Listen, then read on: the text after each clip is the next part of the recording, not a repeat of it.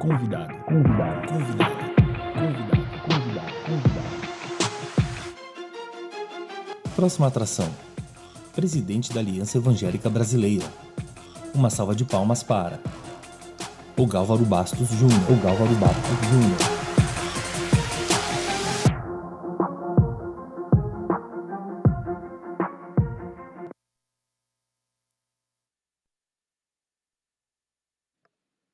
Som. Aleluia. Vamos aplaudir Jesus mais uma vez.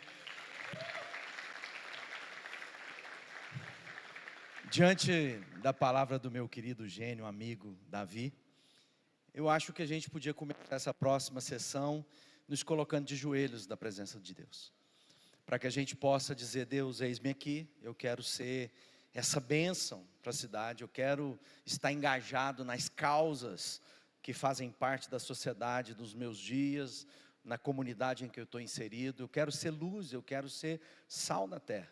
Eu não quero me ausentar dos dias difíceis, nem das conversas complicadas, mas quero fazer isso de maneira digna do Evangelho. Eu quero falar sobre tudo e todas as coisas. Essa é a nossa oração dessa noite, para que a gente possa ser luz, que a gente possa ser sal da terra. Se você puder se ajoelhar onde você estiver.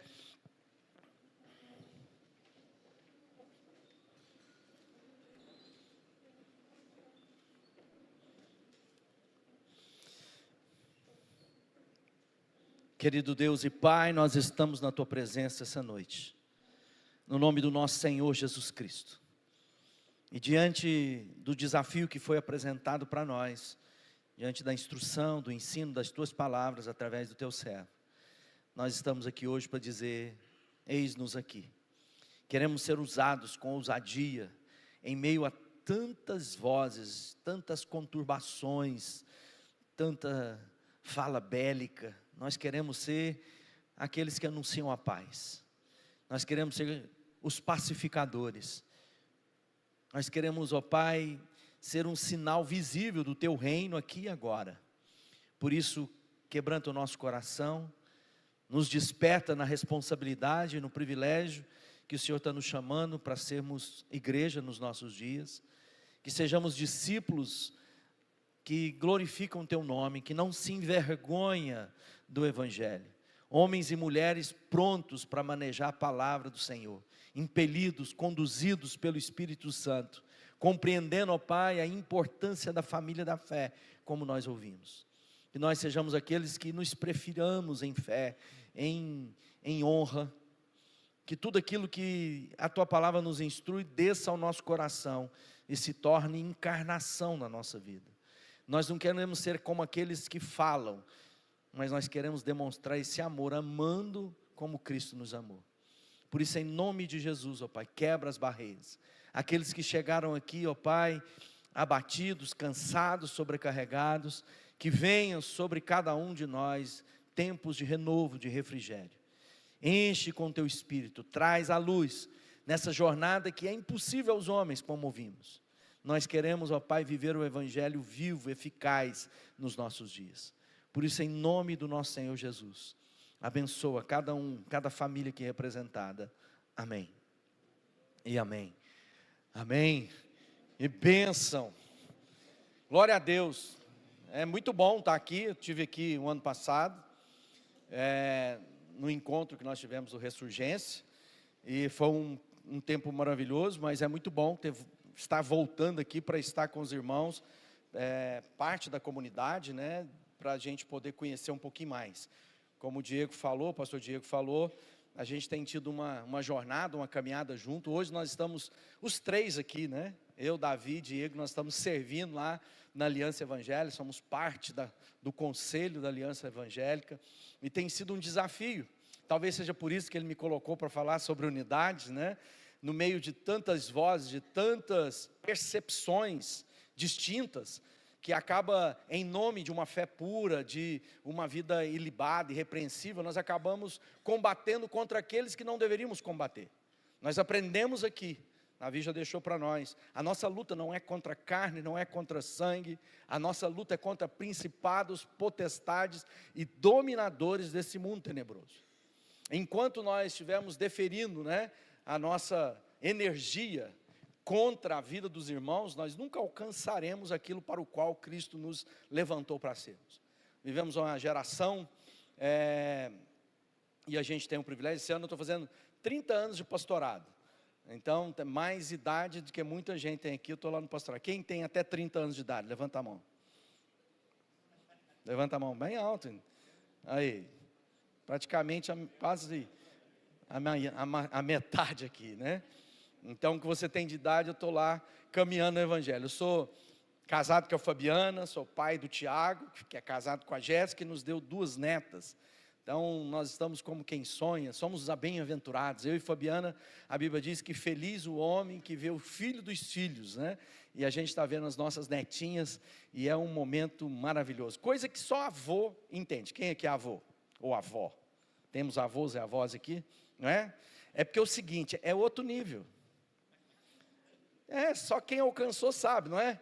A gente fica mostrando foto de menino birrento e a gente acha bonitinho demais. Fala assim, olha que gracinha, ela estava nervosa. E a gente sorri, a gente se alegra com tudo aquilo, né?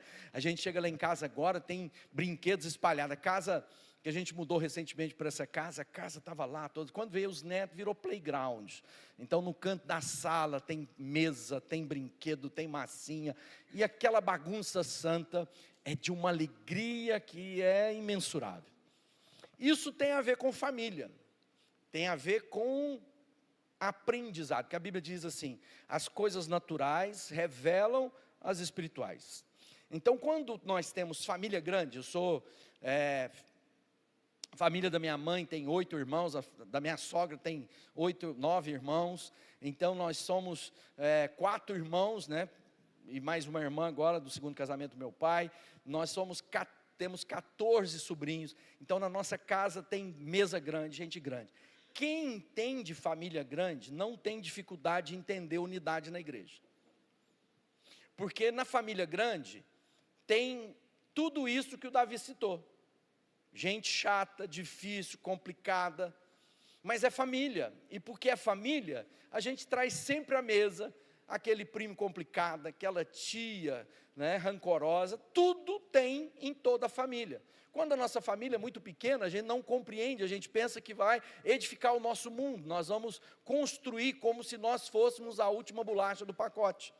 Mas aquilo que Jesus tem para nós é uma tarefa que só uma grande família pode cumprir: fazer discípulos de todas as nações. Então a unidade e esse esforço é uma coisa de família. Unidade trata de assunto familiar, é reconhecer os irmãos e as irmãs, mesmo quando eles não são tão agradáveis como a gente gostaria que sejam, ou quando nós somos os desagradáveis que eles têm que nos suportar. Então, quando a gente olha para a palavra de Deus, nós precisamos entender, bom, Deus nos levantou, Deus nos chamou, cada geração tem um papel a cumprir na história, de um Deus soberano, Senhor absoluto da história, como nós já ouvimos aqui, descansa. Deus vai terminar aquilo que Ele começou. Todas as coisas cooperam para o bem dos que amam a Deus. Quem ama a Deus aqui? Então lá na sua vida, até esse momento difícil, complicado, né, esse momento de embate, de dores, de perplexidade, de luto, a gente não entende, mas a Bíblia diz que todas as coisas cooperam para o bem dos que amam a Deus. E também a Bíblia diz, alegrai-vos no Senhor sempre.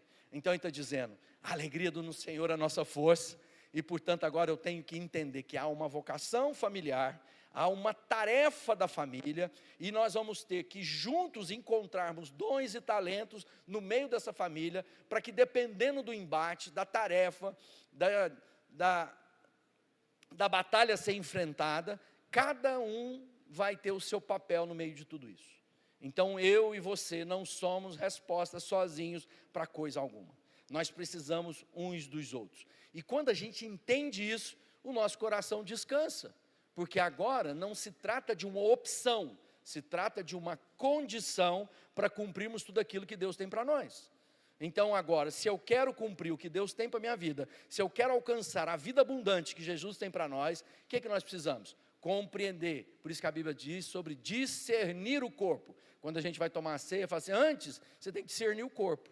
E não é apenas o corpo de Jesus ressurreto, é o corpo dele que é a igreja, Cristo, em nós, esperança da glória. Então, quando eu entendo a família, bom, agora eu preciso saber que dentro desse contexto, eu sou membro de um corpo, e dentro desse corpo eu tenho a minha tarefa, eu tenho aquilo que eu preciso cumprir, porque se todo o corpo bem ajustado, cada parte cumprindo aquilo para o qual foi criada, faz com que o corpo cresça, que o corpo produza o fruto necessário, que é o quê? Fazer discípulos de todas as nações, anunciar as boas novas de grande alegria para todo o povo. Ou seja, Deus está nos chamando para uma tarefa que eu e você, se tivermos um pingo de sensatez, vamos entender que nós não conseguimos cumprir a tarefa sozinhos, nós precisamos uns dos outros. E quando a gente entende isso, vem desse grito. Eu não sei de onde, iniciou a ideia do help, socorro. Talvez seja em Romanos capítulo 8, 19, que diz: porque a criação aguarda com ardente expectativa a revelação dos filhos de Deus. Ou seja, gente que não tem vergonha do Evangelho, se levanta para ser o instrumento de Deus, em resposta a um grito de socorro de toda a criação. Ou seja, a criação está gemendo, a criação está sofrendo, esperando, aguardando o quê? A revelação dos filhos de Deus. Eu e você somos o sinal visível do Deus que eles não podem ver. Eu e você somos a primeira Bíblia que muitos deles vão ler. Eu e você somos o sinal da compaixão, da bondade, da misericórdia, daquele que nos chamou para expressar como embaixadores do reino, um reino que não pode ser abalado. Então, mesmo nos dias difíceis, eu e você somos aquele testemunho. Hoje nós ouvimos sobre a história do Estevão. Muitos daqueles, e provavelmente até o próprio apóstolo Paulo, estava ali no entorno vendo aquele martírio. Ou seja, pessoas vão testemunhar. E é importante entender, porque a Bíblia diz que eu e você nunca seremos capazes de cumprir o que Deus nos mandou. Não é isso? Ide por todas as nações.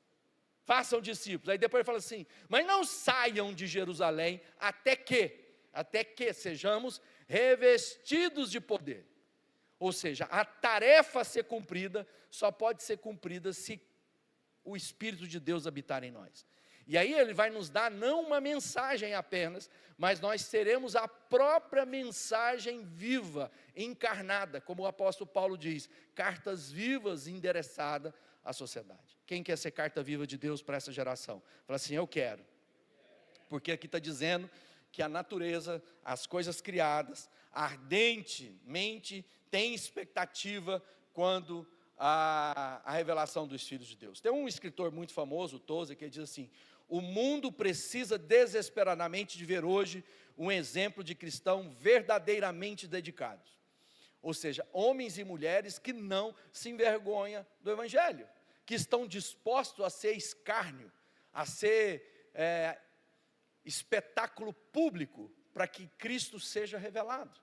Mas muitas vezes nós queremos viver uma vida, e é muito bom, quando a gente está sendo ministrado pelo Davi, porque ele fala: olha, às vezes você está pensando que o apedrejamento virtual é o mesmo que sofreu. E aí nós temos muito crente dodói, cheio de não me toques, cheio de complexo. Deixa eu te explicar: a sua vida está guardada em Cristo. Não importa o que as pessoas pensam ou dizem de você, o que importa é o que Deus diz a seu respeito. Você é o que Jesus diz que você é. Você é o que as Escrituras dizem que você é. Por isso agora, isso tem que internalizar no seu coração, isso tem que se tornar carne na sua vida, de maneira que agora essas coisas não encontrem eco nas suas carências, nos seus temores, na sua ansiedade, no seu medo, para que você possa reluzir, resplandecer a luz de Cristo, no meio do seu trabalho, no meio da sua família, no meio do círculo social que você vive, para que você não tenha vergonha de coisa alguma, de você se levantar e falar assim: não, o meu plano de vida, de fato, é revelar Cristo através do meu namoro, nos guardando para o casamento. Mas isso não está em moda mais, agora está em moda, agora é trisal. Aí você diz: mas o Evangelho me orienta a viver de forma diferente. Muita gente está deixando que o curso desse mundo, o pensamento desse século, determine as escolhas que fazem na sua vida diária. Deixa eu te dizer, não vai funcionar. Porque é a palavra de Deus que vai nos instruir e vai nos levar à vida abundante que Jesus diz que tem para nós. Quem quer a vida abundante de Jesus? Fala, eu quero. Então há um caminho a ser trilhado. Ele diz, se você quer viver a vida que eu tenho para você, eu sou o caminho, eu sou a verdade, eu sou a vida, ninguém vem ao Pai se não for por mim. E é feliz, bem-aventurado, o que me ama, é aquele que ouve os meus mandamentos e o pratica, é os que colocam em prática. Então não se trata de uma religião, se trata de uma pessoa. Quando nós estamos seguindo a verdade que seguimos não se trata de um conceito, mas de uma pessoa, é Cristo.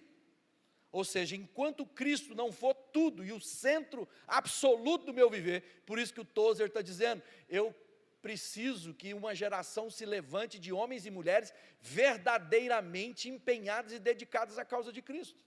Ou seja, de maneira que a minha vida seja sempre um sinal de Deus. Qual é o problema disso?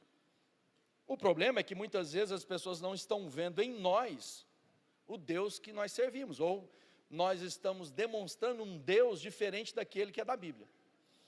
E aonde começamos a corrigir isso? Quando nós entendemos como é que Deus se revelou a nós. A Bíblia diz lá em João 3,16, talvez seja o texto mais conhecido entre os cristãos e fora da nosso círculo religioso, Deus amou o mundo de tal maneira que deu o seu Filho único para que todo aquele que nele crê não pereça, não morra, mas tenha a vida eterna. Então como é que Deus faz-se conhecido? Ele se torna gente como a gente para falar na linguagem que nós sejamos capazes de entender do que Ele está falando.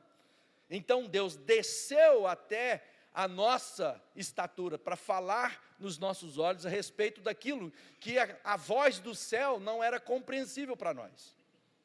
Ele está dizendo, nós poderíamos falar desse texto dizendo assim, porque Deus te ama tanto, que Ele tornou-se gente, para mostrar para a gente esse amor. Então, é uma encarnação da essência de Deus em forma humana, para revelar aos homens a respeito de um Deus maravilhoso que os olhos não podem ver. Como é que a gente sabe que Deus ama? Porque vimos Jesus amar. Como é que sabemos que Deus tem compaixão? Porque vimos Jesus se compadecer. Porque sabemos que Deus cura? Porque vimos Jesus curar. Ou seja, é um amor que a Bíblia diz que é irresistível. Ninguém resiste ao amor de Deus. E como é que esse amor vai se tornar uma linguagem conhecida e recebida pelos homens? Quando eu e você não nos envergonhemos do Evangelho e apresentemos as nossas vidas em relação ao outro como Cristo nos amou. Ele diz, agora, assim como o Pai me enviou, eu envio vocês. O que Jesus estava dizendo? Ele estava dizendo, olha, presta atenção, as pessoas estão gemendo. Essa confusão toda na moralidade, na política, é um clamor. Eu venho de uma terra, eu penso que aqui também, no Paraná é o mesmo, onde a música sertaneja é o hit, é o que se canta, as rádios, em todos os lugares. E às vezes a gente fica lá, olhando para aquilo e pensando, é uma conversa de gente de dois neurônios, como a gente já ouviu aqui. Mas presta atenção, a cultura, o poeta, ele revela a dor dos seus dias. Então, apesar de ser uma maneira de ganhar dinheiro, ou seja, vamos cantar o que as pessoas querem ouvir, e aí se compõe uma música encomendada, é mais um jingle do que uma música. Então o que ele está dizendo? O que as pessoas estão sofrendo? Vamos falar sobre as dores dela. Aí vem o termo da sofrência. Então há um clamor de um amor que eles querem viver, mas que não dá certo, que é abandonado, que é deixado, que é traído.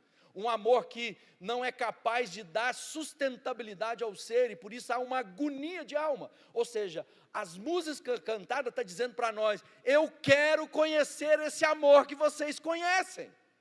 Mas muitas vezes, na nossa estultícia, presunção religiosa, nós olhamos para eles e falamos assim, obrigado, Senhor, que eu não sou como um deles.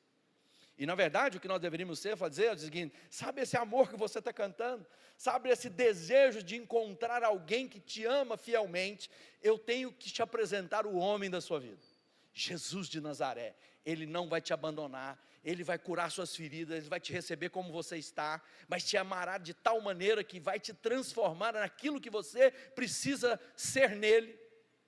Ou seja, uma resposta a um grito de socorro que nós vemos ecoados em todo lugar. Quando a gente vai assistir um filme, a gente vai começar uma série nova lá na igreja sobre o Divertidamente, né? A gente já tinha feito no primeiro, agora vamos fazer do segundo. E o que é a voz desses dias? Ansiedade.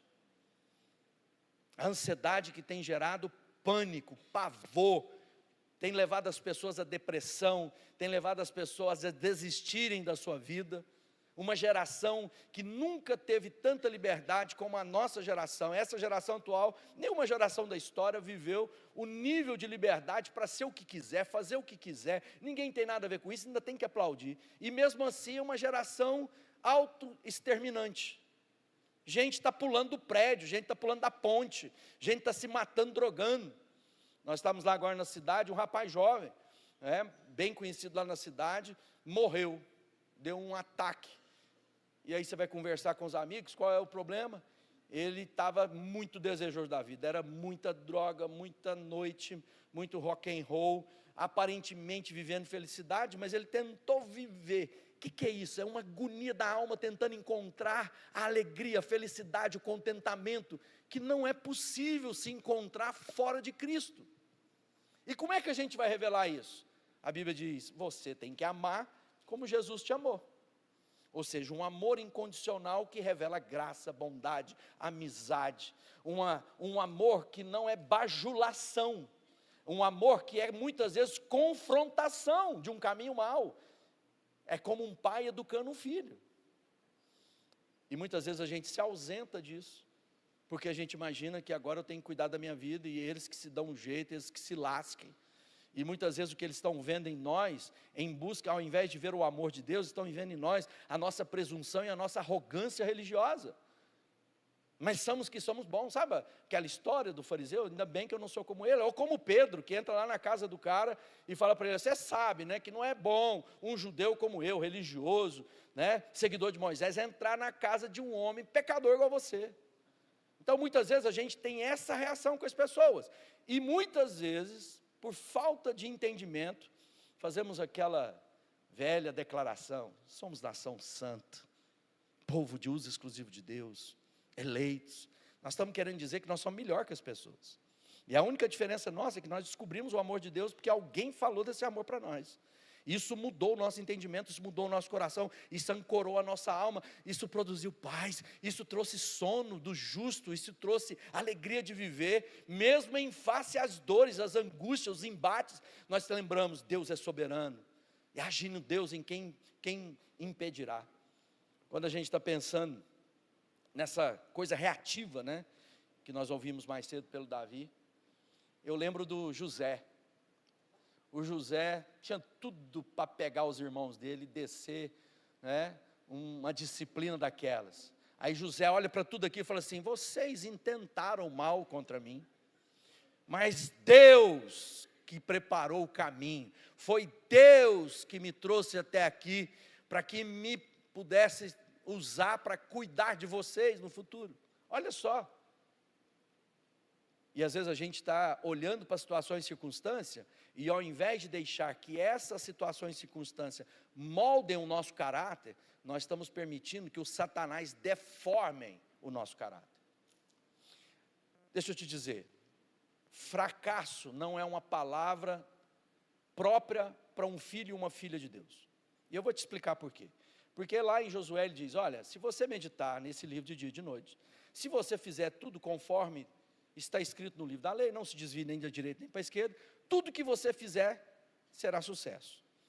Ah, então está dizendo, pastor, que na minha vida eu não vou ter embate, eu não vou ter dias difíceis, eu não vou passar por vale de sombra enorme. Não estou dizendo nada disso, eu estou dizendo que não confunda dias difíceis com fracasso.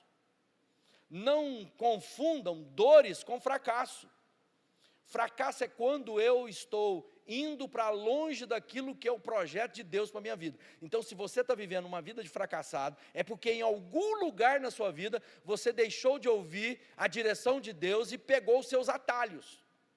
E você precisa voltar onde você caiu, voltar, se arrepender, confessar seu pecado e seguir a vida que Deus tem para você.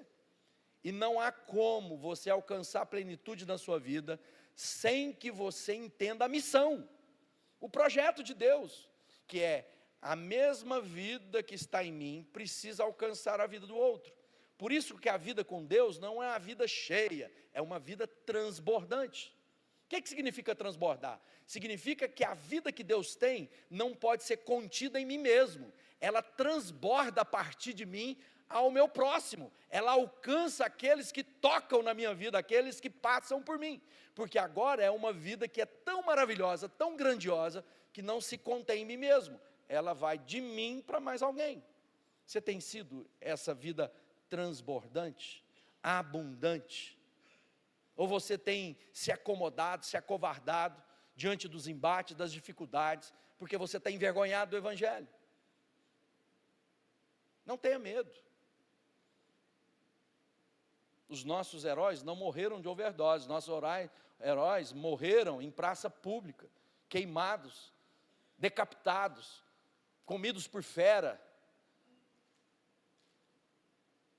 Nós vamos nos envergonhar deles, porque para muitos eles foram fracassados. Então eu tenho que entender, bom, há uma missão, eu preciso revelar esse amor, como fui amado por Deus. Eu preciso do meu irmão, porque sozinho eu não sou capaz de cumprir todo o propósito, nem na minha própria vida.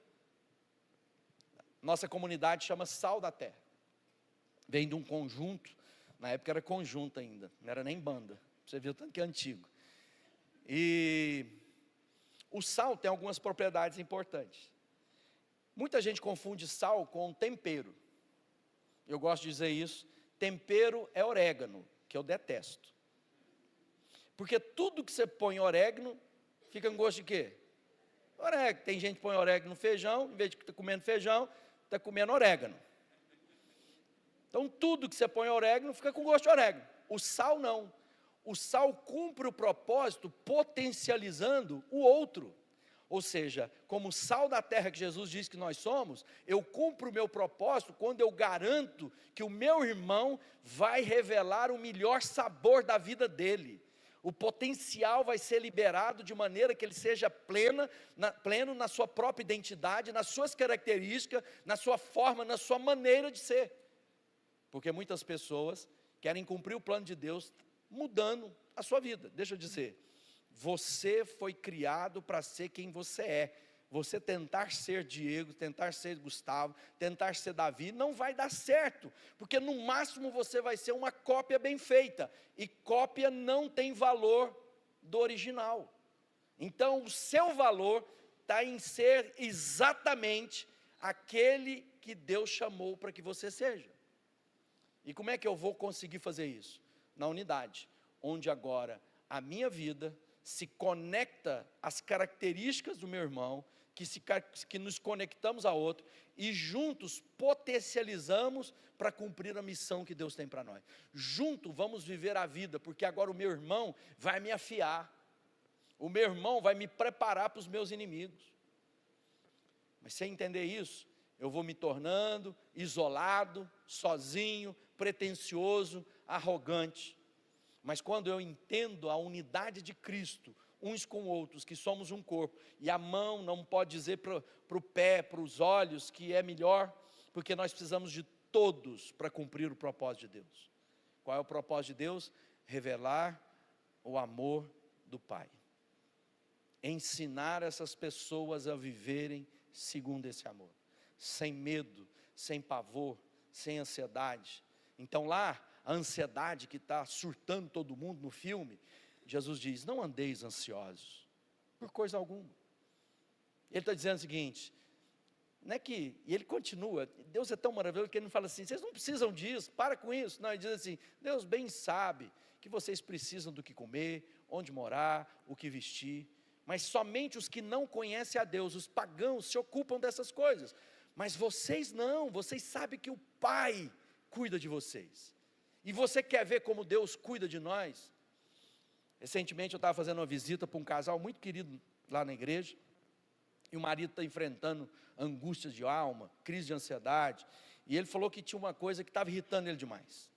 Ele falou assim: tem um enviado de Satanás, um passarinho que canta na minha janela todo dia 6 horas da manhã. Eu peguei e falei para ele assim: e se esse passarinho é apenas para te lembrar um profeta na sua vida, que diz: assim como Deus cuida dos pássaros, você não precisa temer, porque Deus cuida de você. E era Deus te lembrando toda manhã: não temas, porque eu sou contigo. Olha para os pássaros, olha para os pardais, não semeiam, não colhem, não guardam em celeiros, e o Pai cuida deles. Vocês não são mais valiosos que os pardais, e portanto, Deus não cuida de vocês? Ou seja, os olhos serem transformados, entender nossa vocação, entender nosso chamamento, colocar nossa vida no altar de Deus, sermos bênção, porque quando você chegar lá na casa da tia idólatra, ao invés de você chegar chutando as santas dela, você vai ser o melhor sobrinho, o que mais cuida, o que mais abraça, o que mais beija, porque aí de repente ela vai falar assim: isso é diferente. Você falar assim: é Jesus que entrou na minha vida. Quando lá os seus amigos, nós tivemos agora em Buenos Aires, tivemos 50 casais num retiro lá, e uma grata surpresa, eu tenho um grupo de amigos, que é meus amigos lá da adolescência, da minha juventude, antes da minha conversão, e são pessoas muito queridas, e eu sempre a gente tem uma oração do amigo, manda oração para eles, mando o versículo, e eu mandei lá no grupo, o convite para fazer desses casais, e assim, na semana do retiro, um desses amigos me liga e fala assim: dá tempo ainda de ir? Eu falei: dá tempo. E ele foi conosco. E ele não foi conosco apenas para o retiro, porque depois a gente ia ficar mais 3 dias, só alguns amigos mesmo, porque a gente foi desfrutar sem nenhuma programação. E ele falou: posso ficar também? Eu falei: pode ficar também. Ele voltou encantado com tudo. E o que ele precisa ver? Ele precisa de ver a minha vida. E por que ele foi parar lá? Porque em algum momento na vida dele, ele falou assim: eu preciso de novas referências da minha vida. Ele disse: minha vida vai bem financeiramente, tenho um casamento ajustado, mas eu percebi que eu preciso de referência. E dentro do círculo que eu não estou encontrando essas referências. A gente não conversa dessas coisas que vocês estão nos levando a conversar aqui. Lá no seu círculo de amizade, as pessoas estão vendo a diferença da sua vida. Estão vendo Cristo em você, de maneira que no momento da crise, da angústia, do medo, diante do luto, elas vão se lembrar de você e falar: eu tenho um amigo, eu tenho uma amiga, e eu quero ir lá ouvir o que ela tem para dizer a respeito disso, porque eu tenho olhado para a vida dela, porque as pessoas prestam atenção, as pessoas estão ansiosas, elas estão gemendo, é isso que as escrituras estão dizendo, para encontrar uma resposta que entre no coração delas e exploda em paz, em esperança, em quietude, em solicitude, em alegria, que muitas vezes a bebida não está dando mais, o adultério não está dando mais, as doideiras e os prazeres que as pessoas estão cada vez mais surtadas, tentando encontrar essa alegria, e só eu e você, que conhecemos o Cristo, podemos entregar para elas aquilo que está faltando na vida delas. Mas enquanto nós pensarmos apenas na nossa religião, e pensarmos que os das outras religiões são os nossos inimigos, nós não vamos entender o nosso papel dentro dessa geração. Eu não sei como é que anda a sua vida, eu não sei quais são os seus desafios emocionais, afetivos, não sei como é que anda o seu coração. Eu quero te dizer uma coisa: é Jesus. É Jesus na sua vida, é a alegria de Deus na sua vida. Não há nada fora de Jesus que possa fazer com que o seu coração se aquiete. Não há outro tipo de prazer que não seja aquele que Deus nos leva a vivenciar. Ai, eu vou sair tendo prazeres, vou ter uma cama após outra, e Jesus diz: não macule a sua vida.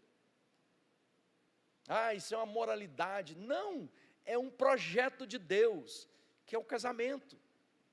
É um projeto de Deus de entender que você é templo do Espírito, e que lá sim, nas suas núpcias, com a sua esposa, com o seu marido, Aí há alegria, há júbilo, há anjo fazendo ola.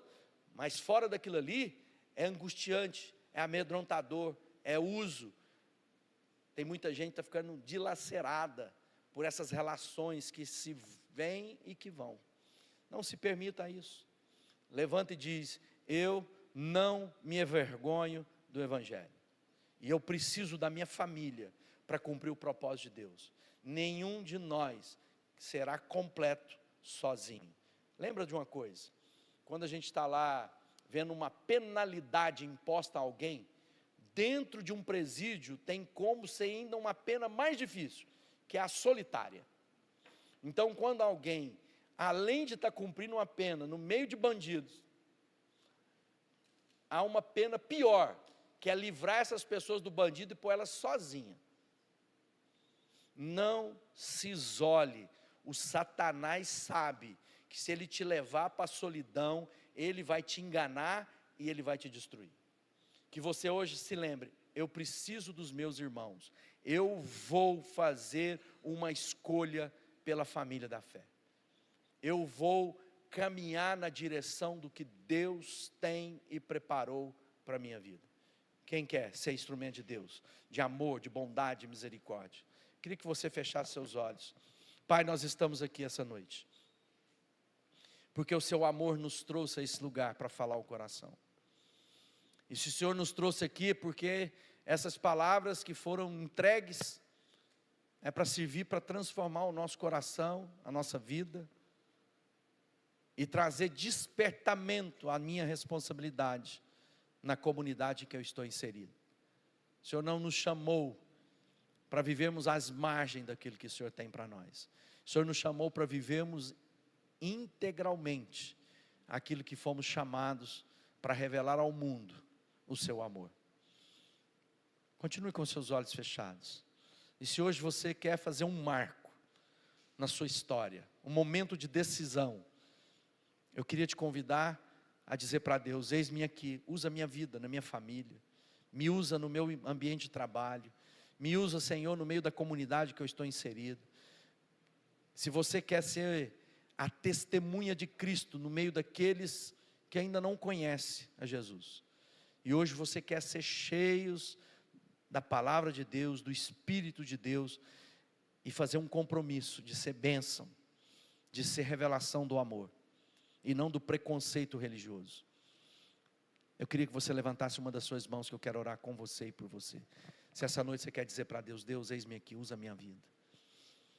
Amém, amém, amém, amém. Você que levantou a mão, fica de pé e põe a mão na boca do estômago, por favor. Tudo isso é um exercício de marco na nossa vida, é criar marcos na nossa jornada. Põe a mão na boca do estômago assim. A Bíblia diz que é do nosso interior que vão fluir os rios de água viva. Põe a mão na boca do estômago. Pai, eu quero consagrar o ventre dos meus irmãos e das minhas irmãs, porque é desse lugar que o Senhor vai levar águas de renovo, águas de refrigério, no meio da família, dos amigos no trabalho, da comunidade em que cada um de nós está inserido. Nós queremos ser instrumentos do seu amor e do seu poder, por onde quer que passarmos. Por isso, ó Pai, tudo aquilo que esteja bloqueando os dons, talentos na vida dos meus irmãos, seja removido agora, para a honra e glória do teu nome.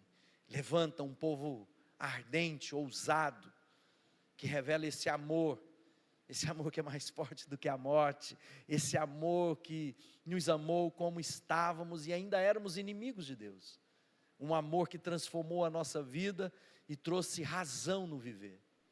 Que nós sejamos esses instrumentos de revelação desse amor, no nome de Jesus, no nome de Jesus, amém.